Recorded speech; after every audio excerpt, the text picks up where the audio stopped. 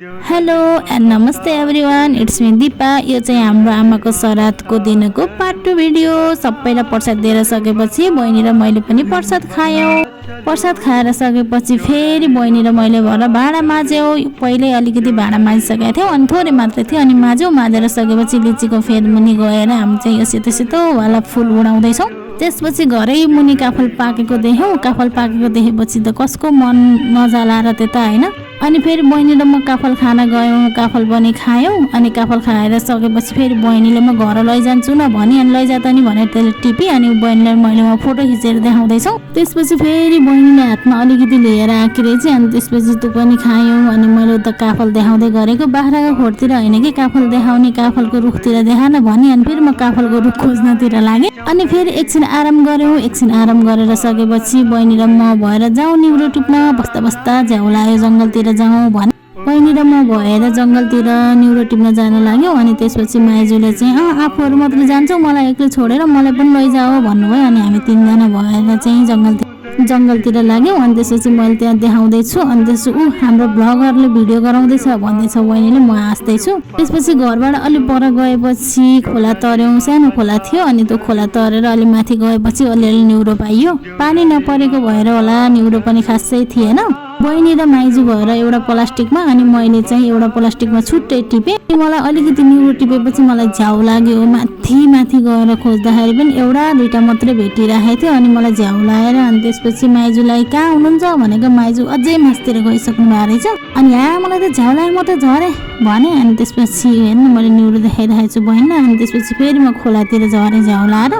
निउरो पाएको भएदेखि त टिप्नलाई एकदमै धेरै मजा लाग्थ्यो। निउरै पाइएन, पानी नपरेको निउरो कहाँबाट पाउनु है।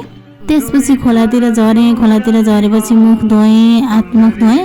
त्यसपछि हातमुख धोएर सकेपछि बहिनीलाई आइज नि तर म एउटा गङ्गटा त मारौँ भनेर गङ्गटा खोजेको। कति ठुलो रुख पल्टाएर गङ्गटा खोज्दा नि पाइएन। अनि फेरि त्यहाँ एकछिन पानी खेलाएर बसिराख्यौँ। अनि बहिनी र म त्यहाँ पानी हालेर बसेको देखेर माइजूले छिटो अब घरतिर जाऊँ नटिप्ने भएदेखि भन्नुभयो। अनि एकछिन पख्नु न, हामी यहाँ गङ्गटा मार्दैछौँ कि भरे खाउँला नि भनेको के को पाउनु है, एउटा पनि पाइएन। ढङ्ग नभएर हो कि गङ्गटा माछा केही पनि नपाउने ठाउँमा गएर ढुङ्गा पल्टाएर केही पनि पाइएन दिदी बहिनीले। त्यसपछि अब त जाउँ घर, फेरि घरतिर जानलाई पनि त ढिलो हुन्छ भनेर फेरि हामी तीनजना घर फर्क्यौँ। घर फर्किँदै गर्दा कुलोको बाटोतिर आएको थियौँ। अनि त्यसपछि त्यहाँ पानी अमला भेट्यौँ। अनि पानी अमला उक्काउनु भयो माइजूले। त्यसपछि मैले र माइजूले भएर पानी अमला टिप्यौँ। पानी अमला टिपेर अलिकति गोजीमा हाल्यौँ। माइजू भान्जीले थोरै गोजीमा हालेर अनि लिएर आयौँ। मैले त्यहाँ पानी अमला पनि देखाइराखेको छु। अनि बहिनी अगाडि थिए। बहिनी माइजूले र मैले टिपेर सकेर फालेर हिँड्यौँ। अनि त्यसपछि घर गएपछि मलाई एकदमै धेरै तिर्खा लागेको थियो। अनि बहिनी र मैले भएर मही पानी खायौँ। हेर्नु न मलाई कस्तो राति पिरी देखिरहेको छ कि मलाई एकदमै धेरै गर्मी भइरहेको थियो। अनि त्यसपछि मजाले मही पानी खाएको त कस्तो आनन्द फिल भयो। त्यसपछि बहिनी र म भएर लिचीको फेदमुनि गएर बस्यौँ, आराम गऱ्यौँ एकछिन। अनि बहिनीलाई तेरो खुट्टा नि देखान भनेर भनेको, मेरो खुट्टा त फोहोर छ भन्दै थिएँ। देखा केही हुन्न भनेको बहिनीले नि खुट्टा देखाइ।